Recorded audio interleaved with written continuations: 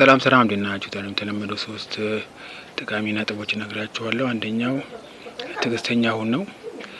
ትዕግስት ከሌለ ህይወት አንድ ወደ ኋላ ሁለት ወደፊት ነው የሚሆነው። ምክንያቱም አንዱ ስትጀምር ሳጨርሰው ከዚያ ሌላ ስትጀምር እሱን ስታቆመው ይሄ ማለት ህይወት በኪሳራ የተሞላ ነው የሚሆነው። ስለዚህ ትዕግስተኛ ሁን። ሁለተኛው ለራስህ ብቻ አታስብ። ይሄ ምን ማለት ነው? በጣም ራስ ወዳድ አትሁን። ነግባኔ ነውና ያለን ነገር ለማካፈል ሞክር።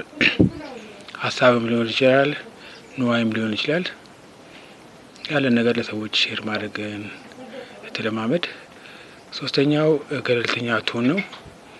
ምድር ላይ እስካለ ድረስ ወደድክም ጠላህም ከሰው ጋር መግባባትና መቀላቀል ስላለብህ ገለልተኛ አትሁን። ገለልተኛ ብትሆን ከሆነ ደስተኛም ጤነኛም አትሆንም። እነዚህ ናቸው። ሼርና ኮፒ ሊንክ አድርገው። ባባይ